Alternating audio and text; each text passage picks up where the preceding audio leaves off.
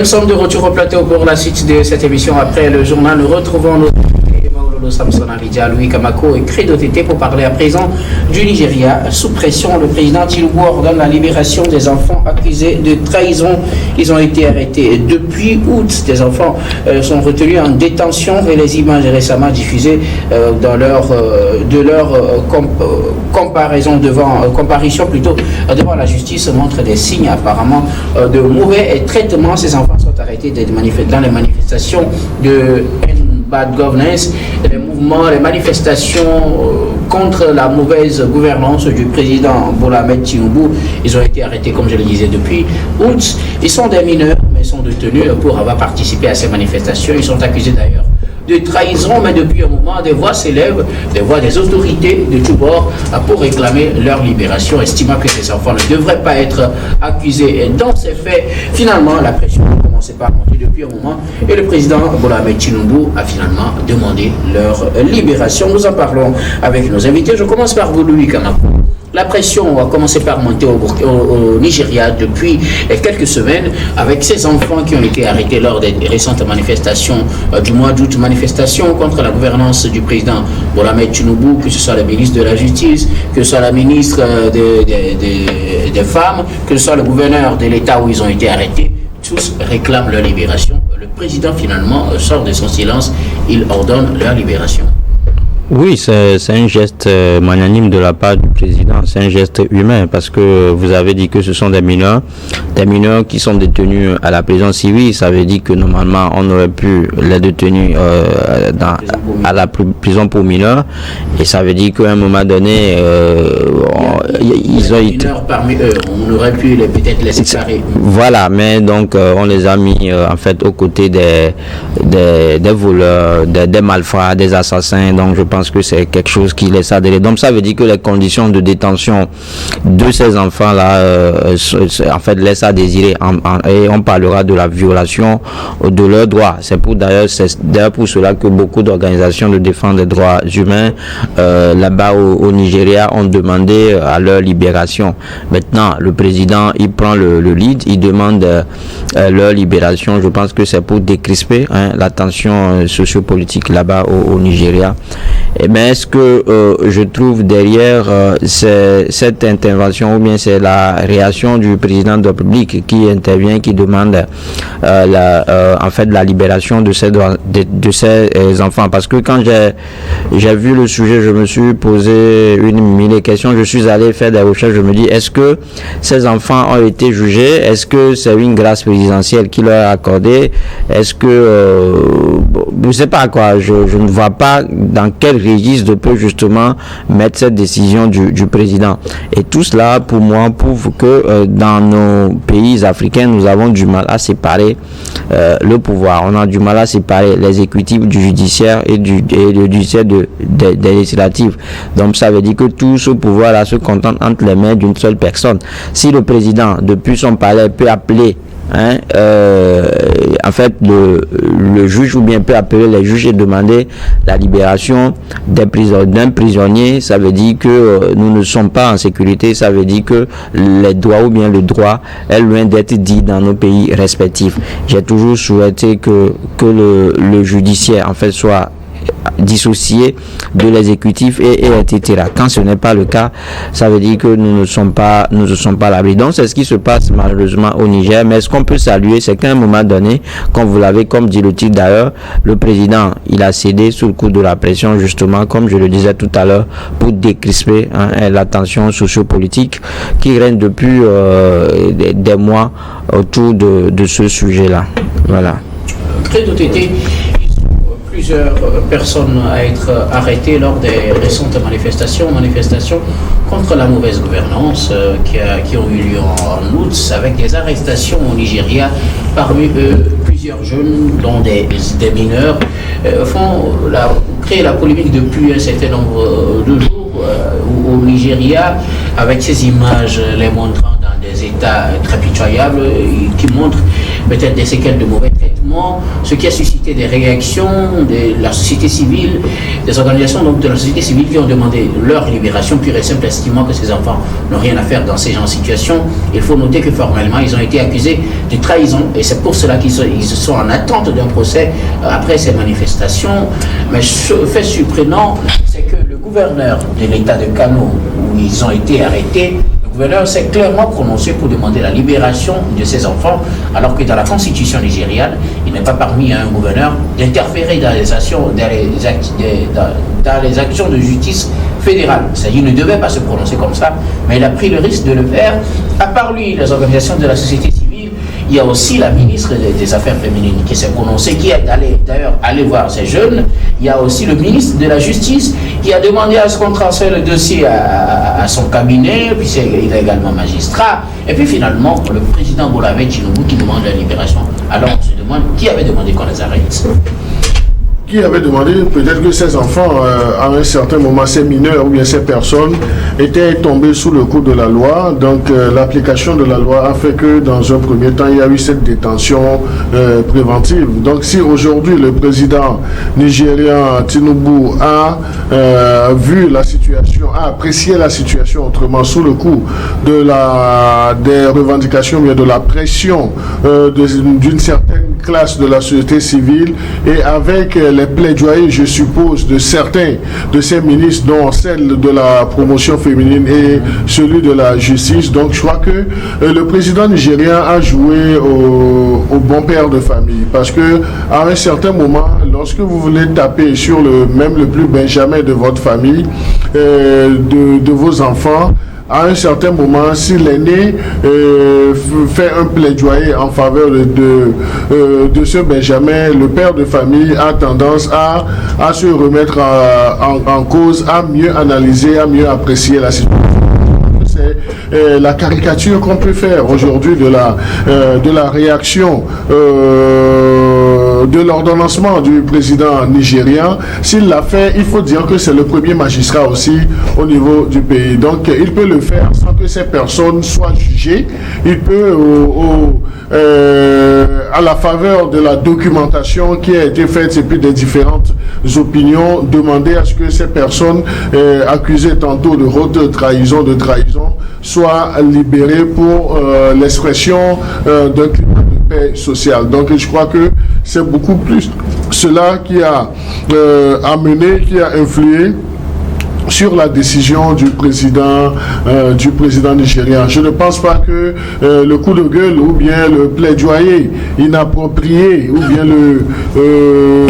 du gouverneur de Kano en soit pour quelque chose. Lui aussi, en tant que père de famille, à un certain moment, il s'est prononcé, je suppose, il s'est prononcé sur la question, mais ce n'est pas parce que le gouverneur de Kano a essayé de soulever le vent dans une rivière ou bien soulever la poussière dans une rivière que cela a pesé sur le président nigérien. Donc le président nigérien a pris la mesure de la situation pour amener un certain calme au niveau de tous les cœurs, a pris cette décision historique de demander, d'ordonnancer la libération de ces jeunes accusés de trahison. Maintenant, est-ce que la libération sera totale ou bien est-ce que ces personnes pourront être jugées après? Tout compte fait, ce qu'on nous dit clairement aujourd'hui, c'est que ces jeunes vont retrouver leur liberté. C'est déjà une bonne chose. Ça va permettre à ce que la tension baisse un peu. Merci beaucoup à vous. Crédit. Alors, Samson, plusieurs jeunes, dont des mineurs, sont arrêtés depuis août dans ces manifestations contre la mauvaise gouvernance. Une polémique est née par rapport au traitement et les conditions de leur détention. Plusieurs personnalités réclament leur libération. Le président, bizarrement, s'est aussi prononcé en demandant leur libération. Oui, tout cela n'est qu'un dénouement heureux pour ce que je peux considérer comme un cirque juridique. Cirque juridique parce que, de toute évidence, Tinubu voulait punir pour l'exemple. On s'en souvient que ces manifestations avaient été faites contre la vie chère et contre la mauvaise gouvernance. Et quand vous êtes un président élu avec 15 millions d'électeurs sur une population de 300 millions de personnes, c'est vous donner une idée de votre légitimité, de votre base électorale, de votre légalité, du pouvoir que vous exercez vraiment. Qui vous donne le pouvoir vraiment? En guillemets. Donc, Pourquoi je parle de cirque juridique? Vous voyez, la loi du Nigeria est claire. On ne peut pas juger devant un tribunal une personne qui n'a pas 19 ans. La loi est claire sur ce point. Oui. Donc, un de ces enfants-là a été arrêté. Le procureur Ena Potasi, qui est de 19 ans, aurait juste ordonné leur libération. Ce n'est pas une question de tergiverser. On ne peut pas les juger. On peut éventuellement les mettre après en maison de correction, les faire suivre un programme d'éducation civique, ça c'est possible. Mais pas devant un tribunal. Donc s'ils ont été maintenus jusque-là, c'est parce qu'il y a une volonté politique derrière de les punir pour les enfants, pour que d'autres personnes ne voient pas ce qu'ils ont fait récemment et veulent emboîter le pas. Donc c'est tout naturel. C'est celui qui a demandé qu'on les garde là, qui vient de demander qu'on les libère. Ce n'est pas, il n'y a pas de... Qu'entre-temps, il était obligé de demander qu'on le garde, qu'on les libère. Qu'on les libère parce que la pression augmentait. Il y avait même l'un des principaux magistrats du Nigeria qui a clairement dit que ce procès n'avait pas de sens. Qu'on ne peut pas juger, c'est même pas de test de base légale à ce procès. C'était un procès purement politique et aucun magistrat visiblement ne voulait se charger de juger ces enfants-là. Dans ces conditions, Tinubu, comme je l'ai dit, qui sait, je ne dirais pas qu'il a été mal élu, mais qui a été faiblement élu, n'a pas intérêt à tirer trop sur la ficelle. Donc il a préféré, quand le gouverneur de Kano, qui n'est pas un gouverneur mineur, c'est une personne très influente au Nigeria, vous dites libérer les enfants. Quand vos propres ministres, c'est des choses qu'on ne voit pas souvent dans nos pays francophones, mais qui sont souvent dans les pays anglophones, des ministres qui s'opposent au président, mais qui conservent leur poste, quand vos propres ministres vous disent libérer les enfants, et que comme je l'ai dit, vous savez que les syndicats ont conclu avec vous une paix des braves. Ils ont dit qu'on arrête les manifestations pour le moment. Ils n'ont jamais dit qu'on a arrêté les manifestations pour toujours. Lorsque vous continuez dans cette voie, je pense que vous risquez de le payer cher. Donc la sagesse a voulu qu'à un moment donné, il libère ses enfants qui ne devaient pas passer plus d'une nuit en prison. Je pense que je serais les parents de ces enfants. Il faudrait porter maintenant plainte contre l'État du Nigeria pour une visite de procédure totale sur toute la longueur. Donc maintenant, que faisaient ces enfants dans la rue? Dans tous les pays, quand on commence par avoir 15-16 ans, on commence par comprendre un peu comment les choses se passent. Quand on dit qu'il y a manifestation, on ne peut pas pour le moment voter, on va marcher, on suit les grands frères au fait. Sauf que quand les grands frères courent vite et se cachent, souvent on n'est pas capable de courir aussi vite et de se cacher aussi vite que les grands frères.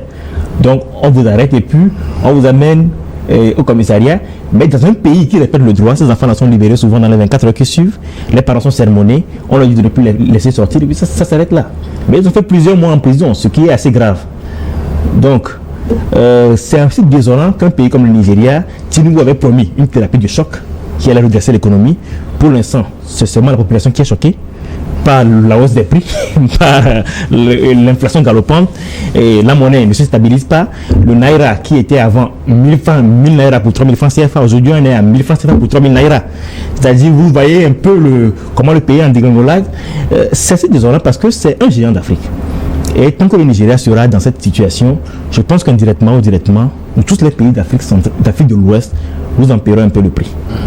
Alors, je veux comprendre, est-ce qu'une telle situation avec les positions prises par le gouverneur et les ministres, est-ce que ça met le président Tinubu en minorité? Oui, mais ça le met en minorité, ça le fragilise et ça le fragilise davantage. Parce qu'on a vu à peu près comment il est venu au pouvoir et donc avec des décisions entre guillemets impopulaires qu'il a pris le lendemain de son pouvoir. Donc c'est des signes aujourd'hui, bien c'est des faits aujourd'hui qui testent ou bien qui attestent à suffisance que Tinubu n'a pas vraiment la même mise en fait sur le pouvoir nigérien. Et donc même la manifestation dont vous parlez, la manifestation contre la vie chère, ça dit que oui, les gens même sont allés jusqu'à demander sa démission. Oui. Il y avait des drapeaux russes dans les rues de Kano. Ça veut dire que il ne fait pas le poids. Il ne fait pas le poids. La preuve, il est même contredit vêtement par ses propres ministres. Donc c'est un signal fort. C'est un signal fort aujourd'hui que Tinubu, il n'est pas l'homme de la situation malheureusement. Et on voit à peu près comment l'économie nigérienne a encore sombré ou bien a chuté ces dernières années. Donc que quand vous demandez tout à l'heure à savoir que faisaient les enfants dans les rues, les enfants manifestent contre la vie chère. Ils veulent justement avoir une bonne gouvernance. Et quand ça comme ça, et les actions... À 16 ans, les actions syndicales... Non mais déjà le coût de la vie, la cherté de la vie, ils le sentaient déjà. C'est-à-dire ça pesait déjà sur eux. Ce n'est pas eux qui sont censés. Exactement. C'est leurs parents qui sont censés. Non mais laissez-moi vous dire ce que vous... Les tests ne leur permettent pas de manifester, tout comme les tests ne permettent pas de les juger. Oui, mais c'est des gens qui sont dans l'ignorance en fait, comme je le dis. Ils ont suivi la masse. Ils étaient dans le conformisme en fait. Ils étaient dans le conformisme, ils étaient dans le suivi. C'est pour ça d'ailleurs, j'adhère à la décision, ou bien j'adhère à la proposition de Samson quand il dit on peut peut-être orienter on peut peut-être les amener dans un centre de rééducation, de civisme en fait. On va leur inculquer les bonnes manières. Leur place n'était pas à la prison. Quand vous les mettez en prison, ça les radicalise davantage. Quand ils sont à la prison, ils sont mis aux côtés des assassins, des violeurs. C'est des choses. La prison en réalité n'est pas tout le temps. Ouais, n'est pas tout le temps corrective. Hein? C'est-à-dire que quand vous sortez de la prison aussi, il y a des mauvaises habitudes que vous gardez. Et donc à 16 ans, quand vous les mettez en prison, ils ont déjà fait la prison, ils ont fait quelques mois en prison, peut-être 3 mois, peut-être d'autres vous diront qu'ils sont habitués à la vie de la prison et ils sont prêts à retourner. Et ça veut dire que à l'avenir, des actes qu'ils vont poser seront plus graves en fait. Voilà, c'est-à-dire que c'est comme ça que les gens font et qu'ils alimentent ou bien et qu'ils hébergent sans le savoir les faiseurs ou bien les faiseurs de coups d'État de par le futur. Parce qu'à 16 ans, mais s'il devient militaire, à 16 ans, il a été allé en prison pour une action politique. Bon, toujours est-il qu'au moins là-bas, on reconnaît qu'il y a des détenus politiques. Et maintenant, si déjà il est allé en prison parce que à un moment donné il a manifesté et que les tests en vigueur au Nigeria lui interdisent à 20 ans ou bien à 19 ans, à 18 ans, dès qu'il va voter, il va dire que son vote a été truqué. Donc aujourd'hui, il pense que il a maintenant l'âge requis pour manifester. Lui seul peut même convoquer, lui peut même appeler même appeler des gens à venir manifester. C'est pour ça que je dis que c'est un fait, c'est une procédure qui a été viciée à la base, qui malheureusement à la longue va causer du tort au Nigeria. Voilà. Bon, pour conclure rapidement, je pense que ceux qui auraient dû être poursuivis, c'est ceux qui ont organisé ces manifestations. Parce que quand vous organisez une manifestation, il faut vous assurer que ceux qui viennent participer ont l'âge de participer à ces manifestations. Les manifestations sont parties des réseaux sociaux, il n'y a pas vraiment quelqu'un qu'il faut identifier comme étant le cerveau. C'était une manifestation spontanée. Au-delà de tout, elle était spontanée cette manifestation. Les syndicats, oui, ok, je vois un peu. Oui, et il faut également nuancer pour que Louis comprenne la différence entre, ou bien la sémantique même de détenus politiques. C'est pas parce qu'ils avaient manifesté contre la vie chère qu'on peut les qualifier de détenus politiques, parce qu'ils peuvent tomber sous le coup de la loi du délit de droit commun.